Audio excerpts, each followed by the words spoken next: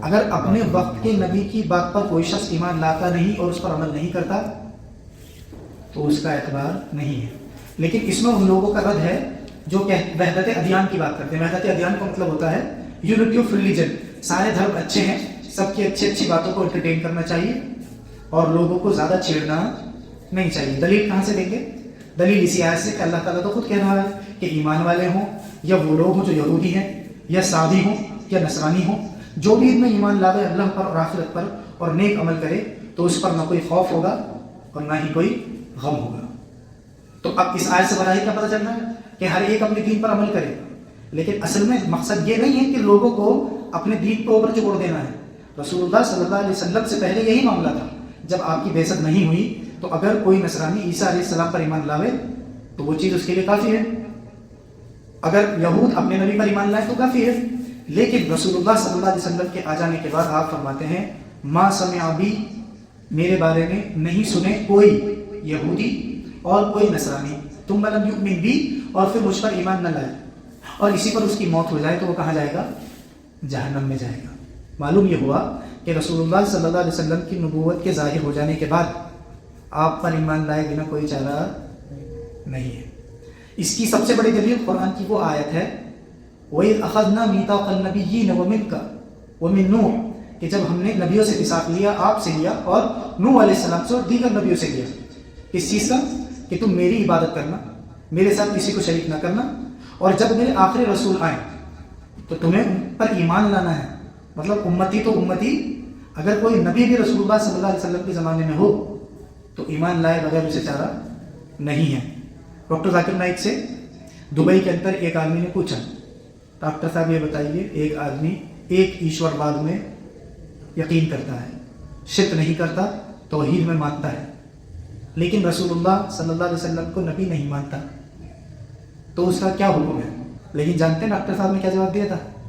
Doctor صاحب نے کہا 0.0001% اس بات کے چانس ہے کہ وہ جنت میں چلا جائے, جیسے برج خلیفہ سے کودنے والے آدمی کے بارے میں یہ کہا جاتا ہے وہ بچ جائے گا. مسئلہ یہ ہے کہ جب آپ 1 یا 2 لاکھ لوگوں کے اسٹیج پہ ہوتے ہیں, جواب تو دینا ہے. جواب دیے بنا تو کچھ نہیں ختم ہوگی نہیں آدمی کی. اب جواب چاہیں ادھر سے آئے ادھر سے آئے, جواب تو دینا ہے. سلف جو ہے نا بہت زیادہ شہرت کو ناپسند کرتے تھے. ڈیبیٹس کی شکل کو, مناظرے کی شکل ہو رہی ہے, باقاعدہ لوگوں کو چیلنج کرے جا رہے ہیں, اس کو ناپسند کرتے تھے. اس کی وجہ کیا ہے کہ جب آدمی ڈیبیٹ میں شامل ہوتا ہے نا, ایک چیز تو اس کی کلیئر ہوتی ہے, جیت کے مانگوں گا کچھ بھی ہو جیسا ہے, سامنے والے کی بات کو لینے کا اس کے اندر مادہ نہیں ہوتا. یہ غلط طریقہ نہیں ہے. بس ڈیبیٹ کی تو ایک ہی صورت ہے کہ آپ کو بادشاہ یا تو بولے کہ بھئی ہمارا نمائندہ بن کے جاؤ, اب مسئلہ جو ہے وہ حکومتی لیول پر آ گیا نمبر 1, یا بادشاہ خود ہی بولے آؤ ہم سے مناظرہ کرو اگر تم صحیح ہو. لیکن فری میں شہرت بٹورنے کے لیے مناظرہ نہیں کیا. سب سے شاندار اسٹنٹ ہے, اگر آپ کو پبلسٹی حاصل کرنی ہے آپ ڈیبیٹ کریے, کنٹروورشل ایشوز پر بات کریں اور ڈیبیٹ کریے. یہ 2 چیزیں کریں گے آپ تو آپ چھا جائیں گے کہ وہ لوگ جو ایمان والے ہیں, یہودی ہیں, سابی ہیں, نصارہ ہیں, اگر یہ لوگ اللہ اور آخرت پر ایمان لاویں اور نیک عمل کریں تو ان پر نہ کوئی خوف ہے اور نہ ہی ان پر کوئی غم ہے. یہ کب ہے؟ جب ان کے پاس رسول اللہ صلی اللہ علیہ وسلم کی تشریف آوری نہیں ہوئی ہو. لیکن اگر ان کو پتہ چل جائے کہ رسول اللہ صلی اللہ علیہ وسلم ظاہر ہو چکے ہیں تو یہودی ہو, نصرانی, سابی ہو یا مجوسی, ہر ایک پر آپ پر ایمان لانا, آپ کی توقیر کرنا, آپ کی مدد کرنا واجب ہوگا. اس کے بعد اللہ تعالیٰ نے یہودیوں کی ایک خصلت یہ بیان کی ہے کہ یہ لوگ جو ہیں اگر ان کی خواہشات کے مطابق باتیں نہ ہونا تو رسول کی بات پر کان نہیں دھرتے. کس کے پیچھے چلتے ہیں؟ خواہشات نفسانیہ کے. اسی لیے اہل بدعت کو اہل ہوا کہا جاتا ہے, ہوا پرست, خواہش پرست. کیوں؟ آپ اس کو قرآن و سنت سمجھائیے, رسول اللہ صلی اللہ علیہ وسلم کی بات بتلائیے, صحابہ اور سلف کی بات بتلائیے, تو وہ کان نہیں دھرتا. ہمیشہ اس جستجو میں رہتا ہے کہ میرے مطلب کی بات کہاں سے کھینچ کر آئے گی. یہ طریقہ کس کا تھا اصل میں؟ یہود کا. جب اللہ تعالیٰ فرماتا ہے کہ ہم نے جب میثاق لیا تھا بنی اسرائیل سے اور ان میں رسول بھیجے تھے, جب بھی ان کے پاس کوئی رسول آتا اور ان کی سی بات نہ کہتا تو ان میں سے ایک فریق جھٹلاتا خالی اور دوسرا جھٹلانے کے ساتھ قتل کرتا. دنیا میں یہودیوں سے زیادہ بدبخت کوئی قوم نہیں ہے. جتنی بھی قومیں تھیں نا سب نے بہت پریشان کیا رسول کو, ہے نا, بات نہیں مانی, پریشان کیا, ٹارچر کیا, قتل نہیں کیا. لیکن بنی اسرائیل ایسے تھے, ایک ایک نہیں کئی نبیوں کو مارا. حضرت زکریا کو قتل کیا, حضرت عیسیٰ کو قتل کرنے کی کوشش کی, رسول اللہ صلی اللہ علیہ وسلم کو زہر آلود کھانا کھلایا, مارنے کی کوشش کی, ایک بار چکی کا پارٹ دلا کر قتل کرنے کی کوشش کی. وہی لیڈیز تھی شاید ہے جنہوں نے زہر دیا تھا لبید بن عاصم الیہودی جو تھا اس کی بیوی. تو یہ بڑے خبیث لوگ ہیں. یہ انبیاء معلوم ہے آپ کو, اس سے بدتر کوئی شخص نہیں ہے جسے نبی قتل کرے یا جس کے ہاتھ سے نبی قتل ہو. اس سے بدتر کوئی آدمی نہیں ہے. اور یہ ایک نبی کو نہیں مارا انہوں نے, یقتلون النبیین بغیر الحق, انہوں نے بہت سارے نبیوں کو قتل کیا. وما محمد الا رسول, محمد رسول ہے, قد خلت من قبلہ الرسل, یہ شوشہ بکر سے رحمت پہ چھوڑا ہوا ہے, ان سے پہلے بہت سے رسول گزر چکے ہیں. افئن ماتا, تو رسول اگر مر جائے, او قتل یا قتل کر دیا جائے, انقلبتم علی اعقابکم, تو کیا تم اپنے پیروں کے بل پھر جاؤ گے. پاسبلٹی ہے, کہنے کا مطلب یہ ہے رسول کے قتل کیے جانے کی بھی پاسبلٹی ہے. اور یہ مسائل ایسے ہوتے نہیں ہیں کہ لوگوں کو اس قسم کے مسائل میں پس و پیش میں ڈالے جائے. تو ہم یہ عرض کر رہے تھے کہ یہودیوں کی بری خصلت کیا ہے کہ اگر ان کے دل کے مطابق بات نہیں ہوتی ہے مانتے نہیں ہے. دوسرا, انبیاء کو قتل کیا ہے ان لوگوں نے. اس کے بعد اللہ تعالیٰ نے پھر جو ہے کلام کو نصارہ کی طرف پھیر دیا کہ نمبر 1, نصارہ جو ہے انہوں نے کفر کیا یہ کہہ کر کہ مسیح جو ہے وہ کون ہے, اللہ تعالیٰ کے بیٹے ہیں یا وہ خود ہی اللہ ہے. اس وجہ سے کیا ہوئے, کافر ہو گئے. حالانکہ مسیح ابن مریم نے کیا کہا تھا کہ میں, اے بنی اسرائیل, اللہ کی عبادت کرو جو تمہارا بھی رب ہے اور میرا بھی رب ہے. تو جب میرا بھی رب ہے تو میں اس کا بیٹا کیسے ہو سکتا ہوں, یا میں خود اللہ بذات خود کیسے ہو سکتا ہوں. اور پھر یہیں پر بات نہیں چھوڑی, توحید و ربوبیت یاد دلانے کے بعد جب ثابت ہو جاتی ہے توحید و ربوبیت کہ جب اللہ اکیلا رب ہے, خالق ہے, مالک ہے, پیدا کرنے والا ہے, تو عبادت کا حق بھی محض اسی کا ہے. فرمایا انہ من یشرک باللہ فقد حرم اللہ علیہ الجنہ, یاد رکھو جو اللہ تعالیٰ کے ساتھ کسی اور کو اللہ بناوے یا اللہ کے لیے بیٹا مانے تو یہ شخص تو مشرک ہے. اور مشرک کیا ہے, سب سے بڑا ظالم ہے. اس پر جنت حرام ہے, ٹھکانہ اس کا جہنم ہے, اور ظالمین کا کوئی مددگار نہیں ہے. اور پھر اللہ تعالیٰ نے انسسٹ کرتے ہوئے اسی مسئلے کو یوں بیان کیا کہ ان لوگوں نے کفر کیا جنہوں نے کہا کہ اللہ مسیح ابن مریم ہے, انہوں نے تو کیا ہی, ساتھ میں ان لوگوں نے بھی کہا کہ اللہ تعالیٰ 3 میں کا ایک ہے. 3 میں کا ایک مطلب روح القدس جبریل, مسیح ابن مریم عیسیٰ اور اللہ, یعنی اللہ تعالیٰ نعوذ باللہ 3 ہے اور 3 میں کا اللہ تعالیٰ ایک ہے, 1/3 ملا کر ایک ہوئے. تو جن لوگوں نے مسیح ابن مریم کو اللہ کہا وہ بھی کافر, جنہوں نے کہا کہ خدائی 3 جگہ بٹی ہوئی ہے وہ بھی کافر ہیں. اللہ تعالیٰ کے علاوہ کوئی سچا معبود نہیں ہے, وہ تو اکیلا ہے, اس کا کوئی شریک نہیں ہے. اگر تم اس بات سے نہ روکو گے تو تم لوگوں کو اس کفر کے ذریعے سے عذاب علیم پہنچے گا جس کے تم مرتکب ہو اس قول کے ذریعے سے. کیا کہ اللہ تعالیٰ تیسرے میں کا ایک ہے, یہ مسیح ابن مریم اللہ ہے. کیا ہوا ہے, تم توبہ نہیں کرتے ہو؟ تم توبہ کرو اور توبہ کے ساتھ استغفار کرو کہ میرے رب میرے گناہوں کو بخش دے, چھپا دے انہیں. اللہ تعالیٰ بخشنے والا اور مہربان ہے. معلوم یہ ہوا کہ اگر مشرک بھی ہو نا بندہ اور اللہ تعالیٰ سے سچے دل سے توبہ کر لے تو معاف ہو جاتا ہے. اشارہ اس بات کی طرف ہے. پھر اللہ تعالیٰ اتنی شاندار مثال بیان کر رہا ہے. اہل علم کہتے ہیں کہ کسی بدو نے بھی ایسے نہیں بولا تھا. کسی نے پوچھا اس سے تمہارا رب کیسا ہے, تو پتہ کیا جواب دیا اس نے, میرا رب کو قضاء حاجت کی ضرورت نہیں پڑتی. دیکھیں بھدا جواب ہے, بھدا. قرآن دیکھو کیسے بولتا ہے اسی بات کو. عیسیٰ ابن مریم کی بات کر رہے ہو اور کی ماں کی, مل مسیح ابن مریم الا رسول, مسیح ابن مریم تو رسول ہے بس. وَهُمْ قَدْ خَلَتْ مِنْ قَبْلِهِ الرُّسُلُ, ان سے پہلے بھی بہت سے رسول گزر چکے ہیں.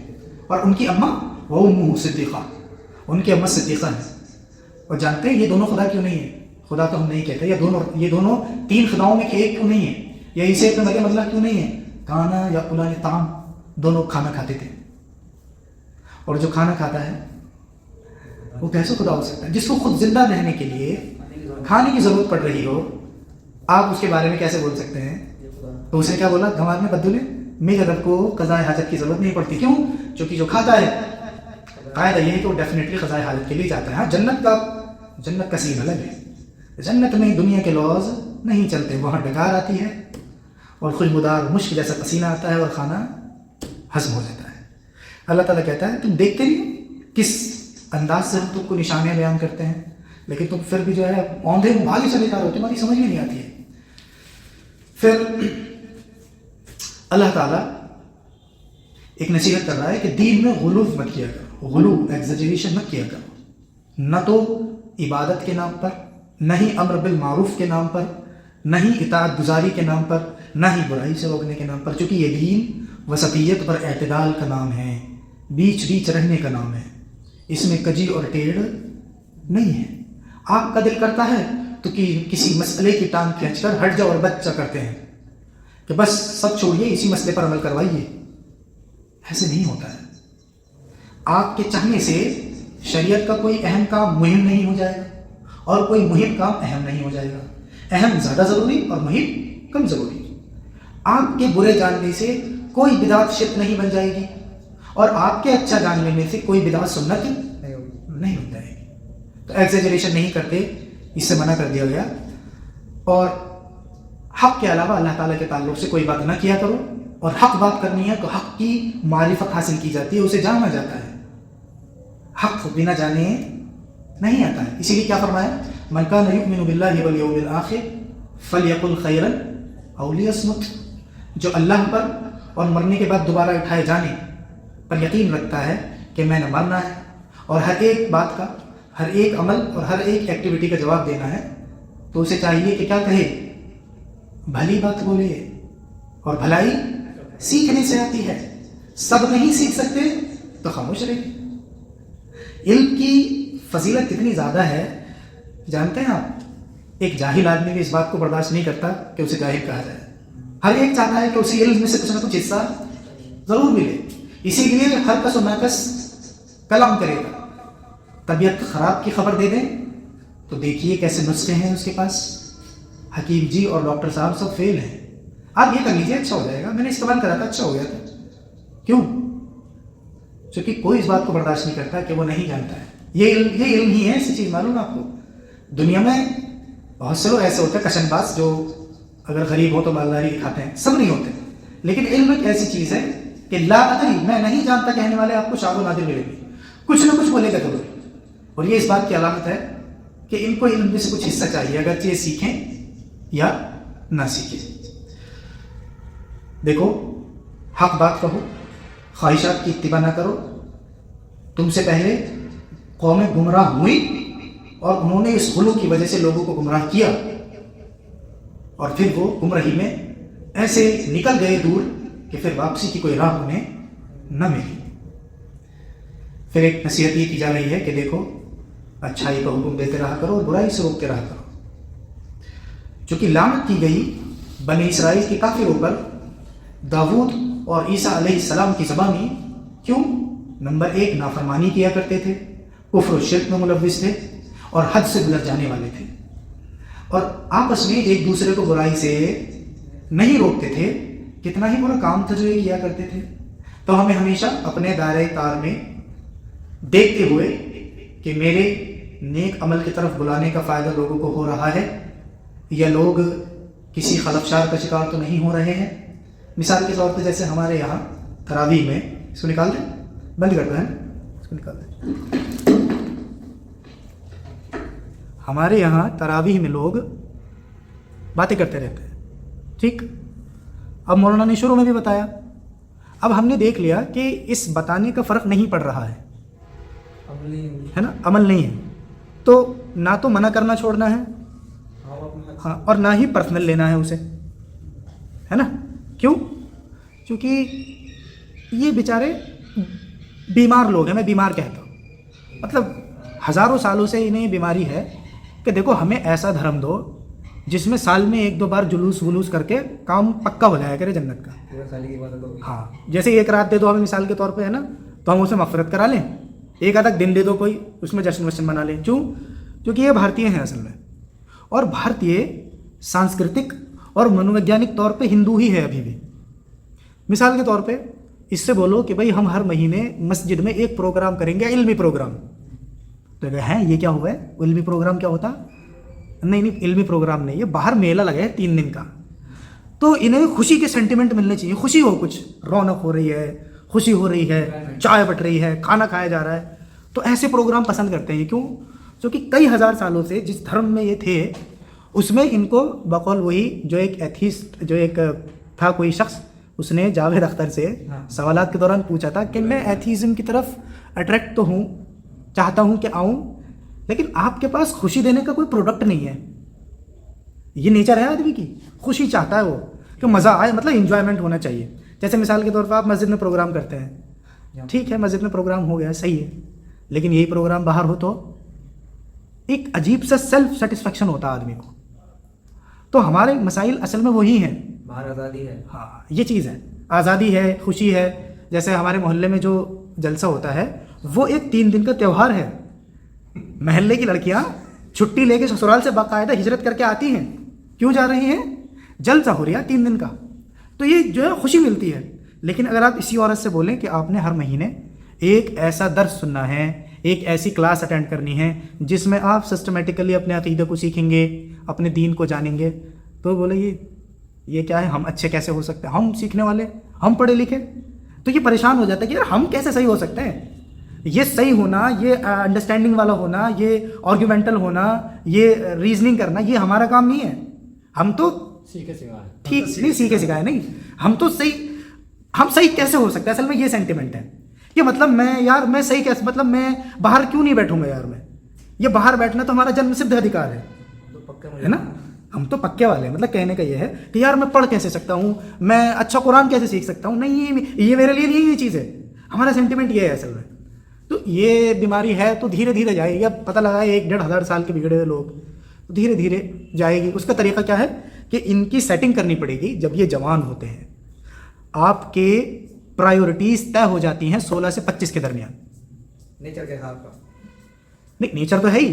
آپ کی زندگی میں کن چیزوں کی اہمیت ہے؟ اگر آپ 16 سے 25 کے درمیان گھومنے والے تھے، پورے جیون گھومنے والے رہیں گے. 16 سے 25 کے درمیان اگر کھانے کے شوقین تھے، پوری زندگی کھاتے رہیں گے. 16 سے 25 کے درمیان آپ کے پاس XYZ عادتیں تھیں، وہ پوری زندگی آپ کا پیچھا نہیں چھوڑیں گے. اسی لیے رسول اللہ صلی اللہ علیہ وسلم نے فرمایا 7 یظلھم اللہ فی ظلہ لا ظل الا ظلہ. 7 لوگ ایسے ہیں کل قیامت کے دن اللہ تعالیٰ اپنے سائے میں جگہ عطا فرمائے گا، جس دن اللہ کے سائے کے علاوہ کوئی سایہ نہ ہوگا. ہم اللہ کے سائے پر ایمان لاتے ہیں. کیسا ہے پتہ نہیں، دنیا کے سائے دیکھے ہیں ہم نے. تو جیسے ہمارا رب جدا ہے، یکتا ہے، اپنی کائنات اور مخلوق سے بالکل الگ ہے، ویسے ہی اس کا سایہ بھی الگ ہوگا. ان میں پتہ ہے ایک شخص کون ہے؟ رجل نشأ فی عبادت اللہ، شاب نشأ فی عبادت اللہ. وہ لڑکا جس کی پرورش دین کے ماحول میں ہوئی ہے. کس کی؟ آدمی کی یا شاب کی؟ شاب کہتے ہیں جب آدمی بالغ ہو جاتا ہے. اس کا مطلب کیا ہے کہ تربیت کہاں سے شروع ہو رہی ہے؟ بلوغت کے بعد سے. اب اس کے پرائیورٹیز طے ہونا شروع ہو جائیں گے. اگر اسے لڑکے بازی کا شوق تھا تو پوری زندگی لڑکے بازی کرے گا. بڈھا بھی ہو جائے گا نا تو اس کو رات کو اپنے دوستوں کی بیٹھک میں لازماً جانا ہے. کیوں؟ کیونکہ اس نے لڑکے بازی سیکھی ہے اپنے زمانے سے. اس کو کوئی اور اچھی عادت ہے تو اس کی عادت یہ باقی رہے گی. لیکن بہرکیف شریعت میں ہم نے ایسا بھی دیکھا ہے کہ لوگ بڑھاپے میں ایمان لائے، لیکن جو ان کے ایٹریبیوٹس تھے، جیسے عمر ابن خطاب ہیں، تو عمر ابن خطاب انسٹنٹلی چینج نہیں ہوئے کہ ایمان لانے کے بعد ان کے اندر جرأت، شجاعت اور حق اور باطل کے درمیان فرق کرنے کی ایک جو ان کی نیچر تھی وہ اچانک ہو گئی. نہیں، عمر ابن خطاب کا نیچر ایسے ہی تھا، ابو بکر الصدیق کا نیچر ایسے ہی تھا. المہم یہ کہ صحابہ کرام اگرچہ بڑھاپے میں ایمان لائے، 40-50 کی عمر میں ایمان لائے، اور ایمان کا ان کو ایسا فائدہ ہوا جو کسی کو نہیں ہو سکتا. لیکن بات عرض کرنے کی یہ ہے جو ان کے اپنی خصوصیات تھیں، جس خصوصیات پر وہ پلے اور بڑھے، وہ چینج نہیں ہوئی. اسی لیے رسول اللہ صلی اللہ علیہ وسلم نے بہت زیادہ دھیان دیا ہے. انبیاء نے ہمیں سکھایا ہے کہ ہم اپنے بچوں کی تربیت کی کوشش تو کرتے ہیں ہی، جو ہمارے سب سے قیمتی سرمایہ ہے، ساتھ میں اللہ تعالیٰ سے دعا بھی کرتے رہتے ہیں. ابراہیم علیہ السلام نے یہ دعا کی کہ میرے رب میرے بچوں کو بتوں کی پلیدی سے بچا، انہیں نماز کا قائم کرنے والا بنا. کون دعا کر رہا ہے؟ ابراہیم علیہ السلام، امام الموحدین ہے. تو ہم عرض کر رہے تھے کہ ہم برائیوں سے روکتے رہتے ہیں اس بات کا خیال کرتے ہوئے کہ کہاں کیسا رویہ اختیار کرنا ہے. گھر پہ ہوتے ہیں تو سختی بھی کر دیتے ہیں, باہر ہوتے ہیں تو دیکھتے ہیں اگر نیتا ٹائپ کے آدمی ہیں تو سختی کر دیں گے, اور نارمل آدمی ہیں تو پہلے اپنا بچاؤ دیکھیں گے اور پھر لوگوں کو نصیحت کر دیں گے. یہی شریعت کا قاعدہ ہے. شریعت ولا تلقوا بایدیکم الی التہلکہ, اپنے آپ کو ہلاکت میں نہ ڈالو کی وکالت کرتی ہے. کسی بھی کیس میں ہلاکت میں اپنے آپ کو نہیں ڈالنا ہے, نہ تو نشہ کر کے ہلاکت میں ڈالنا ہے, نہ ہی خراب کھانا کھا کے ہلاکت میں ڈالنا ہے, نہ ہی خراب ڈیسیجن لے کے بزنس کے تعلق سے ہلاکت میں ڈالنا ہے, نہ ہی خراب جگہ رشتہ کر کے ہلاکت میں ڈالنا ہے. آنکھیں اور دماغ کھول کے رکھنا ہے. اس کے بعد اللہ تعالیٰ کہہ رہا ہے کہ ان میں سے اکثر لوگوں کو آپ دیکھو گے کہ کافروں سے دوستی کرتے ہیں. بہت ہی برے وہ اعمال ہیں جو انہوں نے اپنے لیے آگے بھیج دیے ہیں کہ اللہ تعالیٰ ان پر غضبناک ہوا ہے, اللہ کا غصہ ہوا ہے, اور یہ اللہ کے عذاب میں ہمیشہ رہیں گے. گویا کہ کبھی کبھی امر بالمعروف اور نہی عن المنکر نہ کرنا آدمی کو کفر میں بھی دھکیل دیتا ہے. جب آپ لائٹلی لیتے رہتے ہیں برائیوں کو اور اس پر رد نہیں کرتے تو ڈیفینیٹلی ایسا وقت آنا ہے کہ آپ جو ہے ایک وقت آئے گا کفر کو بھی لائٹلی لینے لگیں گے. پھر ایک نیچر بیان کی جا رہی ہے کہ مسلمانوں تمہاری دشمنی میں سب سے زیادہ اندھے بت پرست اور یہودی ہوتے ہیں. ان کی سب سے زیادہ ملی بھگتیں ہوتی ہیں, سب سے زیادہ سیکرٹ میٹنگز ہوتی ہیں, سب سے زیادہ اصل میں مشرک جو ہوتا ہے مشرکین یہ یہود کا تھوکا ہوا ہی چاٹتے ہیں.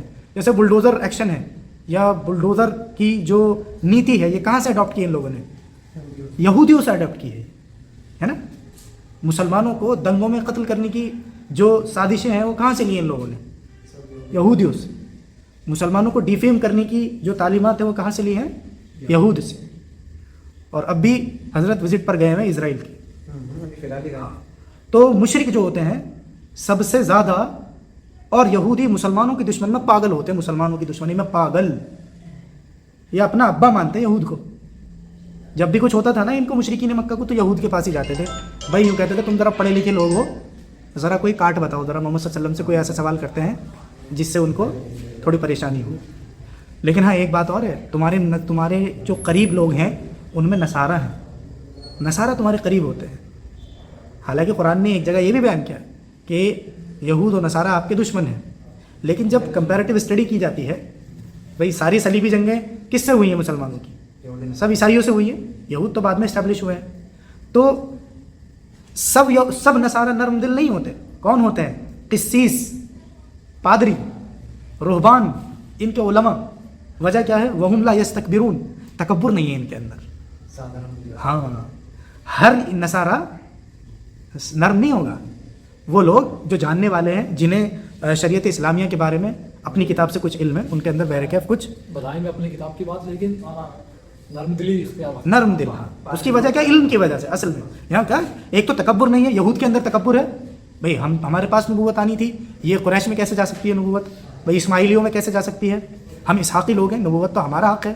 سارے انبیاء ہمارے پاس آئے ہیں. والد محترم کے پاس آئے تھے کچھ تمام, ابھی بھی آتے ہیں ان کے دو وغیرہ. اچھا, تو وہ کہتے ہیں کہ آپ کے والد کو دیکھ کر آپ کو حسن کی ترک کا نام آپ کی عادت ہے, آپ کا نیزر والدہ اور ایسی ہے جیسے آپ کا والد کے, وہ اس طریقے سے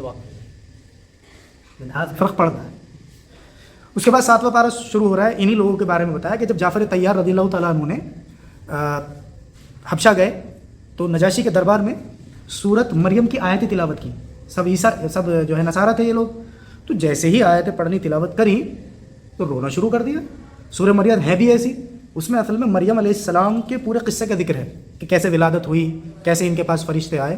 تو اس کا ذکر یہاں کیا جا رہا ہے کہ جب ان لوگوں نے جعفر طیار کی وہ آیات سنی. اگر آپ کو دونوں کو جانا ہو نا تو آپ چلے جانا, میں تھوڑا سا میٹنگ پر ہوں, ہے نا, تو جا سکتے ہیں, کوئی مسئلہ نہیں ہے نا. آپ جو ہے نا 20 منٹ میں چلے جایا کریں آپ لوگ, ہے نا, بہتر ہے. تو ان لوگوں نے جیسے ہی قرآن سنا یہ رونے لگے. اللہ تعالیٰ نے بتایا وجہ یہ تھی کہ انہوں نے حق کو جان لیا تھا. یعنی کیا ہوتا ہے جب آدمی حق کو پہچان لیتا ہے نا تو اس کا دل نرم ہوتا ہے. تو اس لیے آدمی کو حق کو پہچاننے کی کوشش کرنی چاہیے. اور یوں بھی کہنے لگے, فوراً دعا کرتے ہیں. یعنی مومنین جو ہوتے ہیں وہ کیا کرتے ہیں؟ دعا کرتے ہیں کہ اے ہمارے رب ہم کو ان لوگوں میں سے لکھ دے جو حق کی شہادت دینے والے ہیں. फिर अल्लाह ताला ने ये हुक्म दिया है कि देखो खाया करो उस रिस्क में से जो हलाल है और तय्यब है, अल्लाह से डरते रहो अगर तुम अल्लाह ताला पर ईमान का दावा करते हो। गोया कि खाने पीने के मामले में लोगों को बहुत ज़्यादा मुहतात रवैया अख्तियार करना चाहिए। ऐसा नहीं है कि आप कहीं भी कुछ भी किसी से भी कैसे भी लेकर खा लेते हैं, ट्रेन में हो, प्लेन में हो, होटल में हो, कहीं भी खा लेते हैं। आपने इस बात का एहतमाम करना ज़रूरी है कि जो खाना मैं खाने जा रहा हूँ वो हलाल ज़राए से मेरे पास आया है या नहीं। फिर अल्लाह ताला ने कसमों का एक मसला बयान किया है। कसम 3 तरीक़े की होती हैं। एक वो होती है जो लग़्व होती है, एक जिस पर आदमी का दिल मजबूत होता है, और एक कसम वो होती है जो आदमी ऐसे ही खाता रहता है। शायद मैं इसमें मिक्स कर रहा हूँ। यमीन लग़्व ही को तेरे सर की कसम, तेरे पैर की कसम, तेरी माँ की कसम जो बोलता रहता है ना आदमी, वही मुराद है। वल्लाही वल्लाही मैं ऐसा करूँगा, तो ये लग़्व कस्में होती हैं। तो अल्लाह ताला इन कस्मों पर तुम्हारा मुआखज़ा नहीं करता। अगर करने पर आ जाए तो तुम परेशान हो जाओगे। अल्लाह ताला मुआखज़ा उन कस्मों पर करता है जिन पर तुम्हारा दिल मजबूत है। अल्लाह की कसम मैं फ़लाने से बात ना करूँगा। तो अब अगर बात करी तो आपने कसम का कफ़ारा अदा करना है। यहाँ बता दिया गया कि इताम आशरती मसाकीन, मयाना खाना, ऐसा खाना जो तुम खाते हो 10 लोगों को खिलाइए आप, या 3 दिन के आप रोज़े रखिए, या फिर इतने ही लोगों को कपड़े पहनाइए। ये कसम का कफ़ारा है, कोई भी अगर कसम खाकर तोड़ देता है।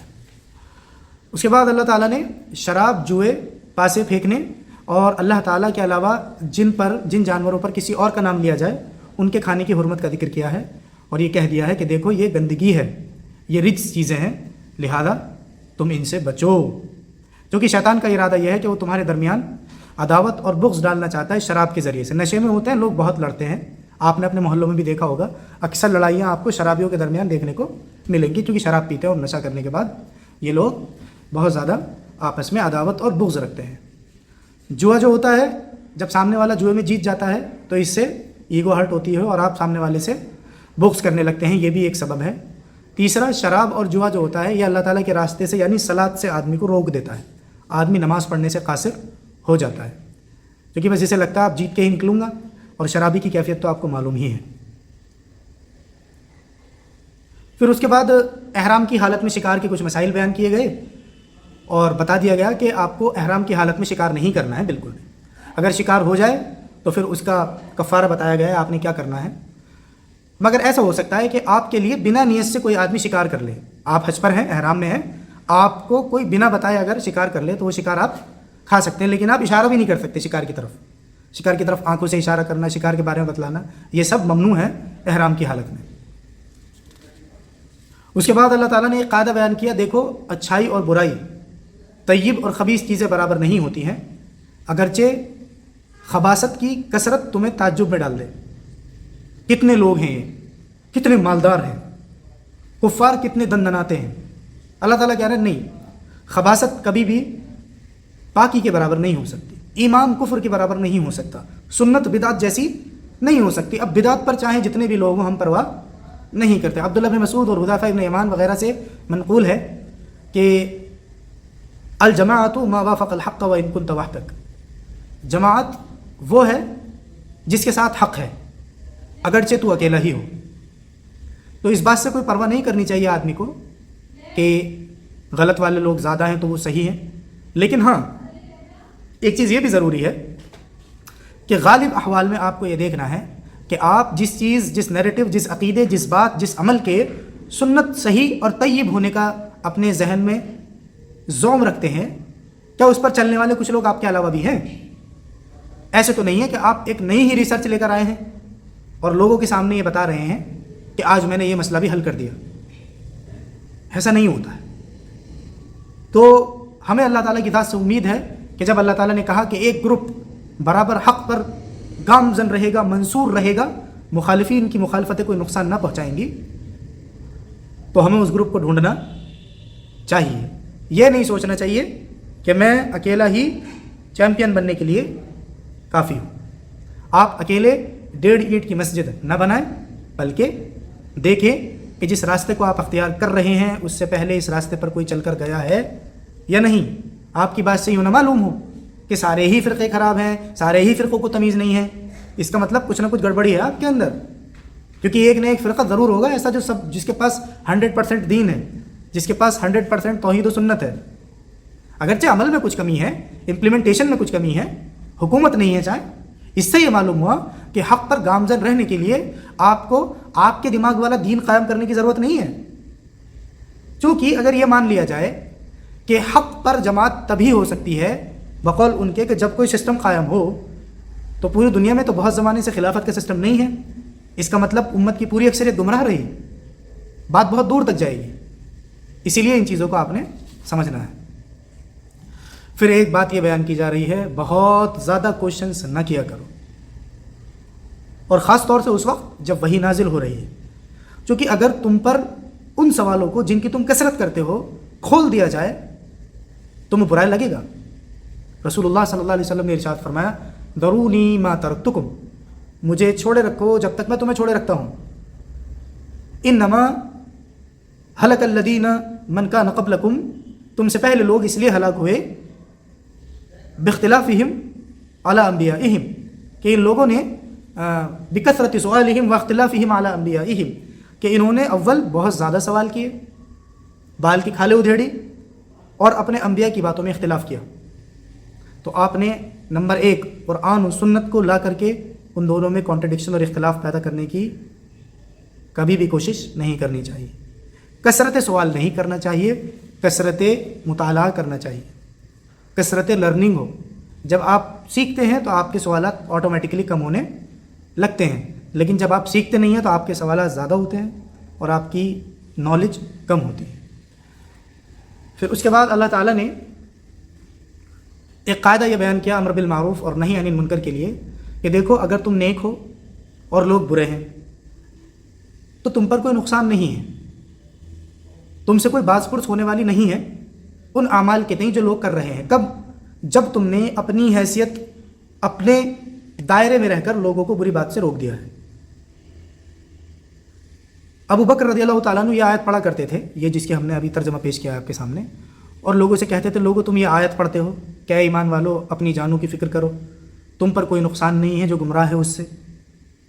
حالانکہ میں نے رسول اللہ صلی اللہ علیہ وسلم کو یہ فرماتے ہوئے سنا ہے کہ جب لوگ ظالم کو ظلم کرتے ہوئے دیکھیں اور پھر اس کو اس ظلم سے نہ روکیں تو قریب ہے کہ اللہ تعالیٰ اپنے عام عذاب میں ان سب کو گھیر لے. تو بات کلیئر ہے کہ اپنے دائرۂ عمل میں ہم نے برائی سے روکنے کی کوشش کرنی ہے، اپنے لمیٹیشنز کو کبھی بھی نہیں بھولنا ہے.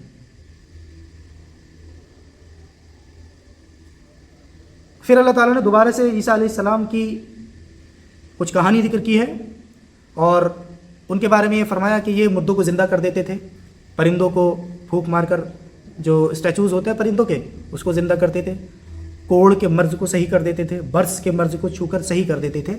اور اللہ تعالیٰ نے ہر عمل اور ہر فعل کے بعد کہا بِإِذْنِی بِإِذْنِی بِإِذْنِی، میرے حکم سے میرے حکم سے میرے حکم سے. کسی ایک فعل کے بعد اللہ تعالیٰ نے بِإِذْنِی کو نہیں چھوڑا تاکہ کل کو کوئی دل میں ٹیڑھ اور کجی رکھنے والا آ کر یوں نہ کہنے لگے کہ عیسیٰ علیہ السلام بھی تو خدا ہیں چونکہ وہ مردوں کو زندہ کرتے ہیں.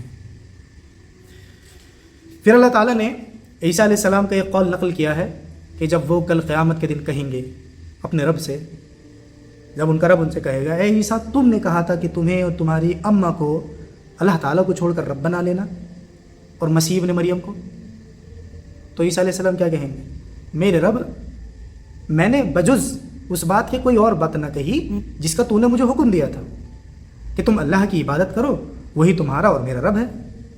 اور جب تک میں ان میں زندہ رہا تو میں انہیں اس بات کی وصیت کرتا رہا، تلقین کرتا رہا، ان پر نگہبان رہا، اور جب تو نے مجھے آسمانوں پر اٹھا لیا تو ہی ان پر رقیب تھا.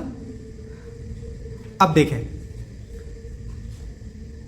اس واقعے کے بعد، اس کلام کے بعد کیا کہا؟